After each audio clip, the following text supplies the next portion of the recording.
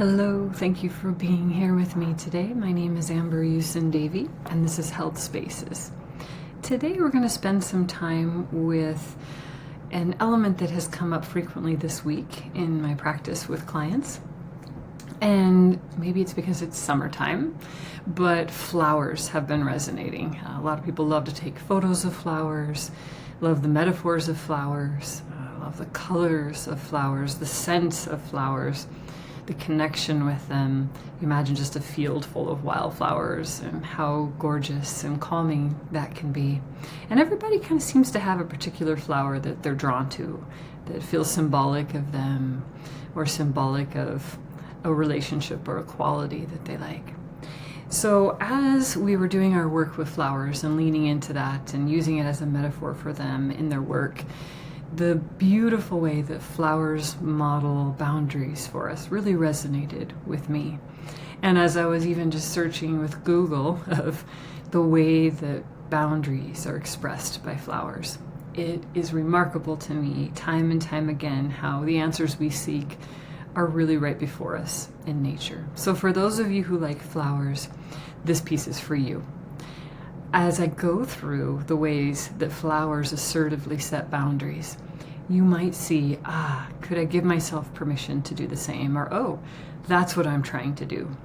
And that this is something that is very much in our biology, in our nature, in our very way of being present in our lives. That is not something that we need to try to accept, but that we need to realize is inherently built within us and important for our survival and our flourishing.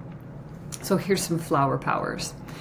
This is awe-inspiring to me, that flowers do these things that we often coach and work with ourselves and each other on to set boundaries in our lives. And flowers are just out there doing it all day long. So flowers actually have the ability to name their timing, okay? They don't just pollinate all the time. They can actually stagger their pollination. And it's incredible. If we model this timing ability, we can titrate our energy, titrate our gifts. We don't have to completely give all of ourselves at every present moment or be completely open all the time to whoever, right?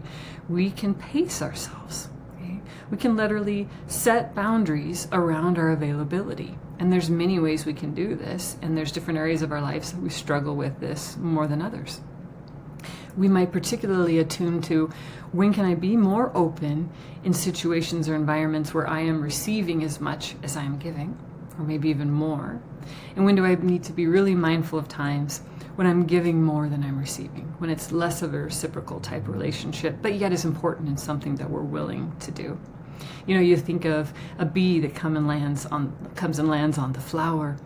It is bringing with it some cross-pollination, right? Some nutrients and some things from other environments that it is giving to that flower couldn't otherwise obtain. And at the same time, it is taking nutrients from the flower, right? And gathering literally elements of that flower that is then going to share with the rest of the world.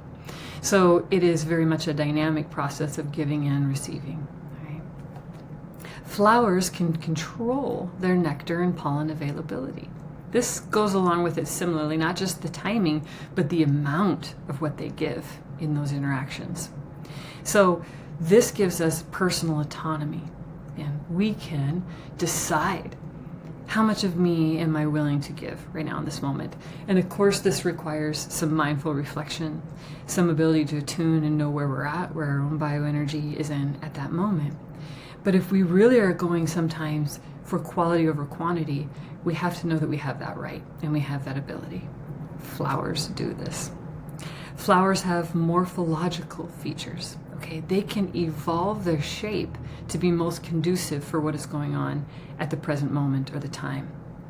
We can also do this. We can be present in different environments in different ways, right? We can be more open when we feel more safe or at ease, or when we want to be more present or expansive in an environment, right? We can pull away when we need to as well, right? We can look at how do I show up in my environment to be an instrument of communication in a way that I want to be, right?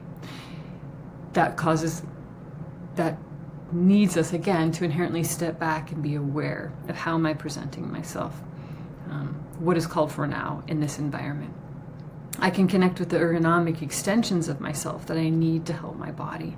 Do I need to stand more? Do I need lumbar support? Do I need to, support how I'm functioning, whether it's typing or working hard or running or looking, whatever it is that I'm doing? Am I doing things ergonomically that are supportive of me in that environment as well? Flowers have learned behavior. Isn't this wild? Okay? They can go through an experience and learn, that didn't go so well for my pollination effort, right? Or, and in a way, this is something that then the next time they present themselves, they've adjusted. They've adjusted that timing or that amount of nectar that's available, right? They're able to attune and learn. Wild. Who realized? Flowers are also able to orient differently, right? Their orientation is very important. Their relationship with the sun is what's going to help them survive, right? So we all know this. Sometimes you have to kind of move your flowers if you have them in a pot, right? Help them see the sunlight because they will seek it out. And we do this ourselves inherently too. We gravitate towards what fuels us. We gravitate towards what nourishes us. And if we deny ourselves that, or we try to blossom in areas where we are not able to orient to that, we get bored, we get frustrated, we get stagnant, we get depressed, right? So that ability to orient ourselves is very important to honor. Post-pollination changes. So once a flower has done its job, it allows itself to rest.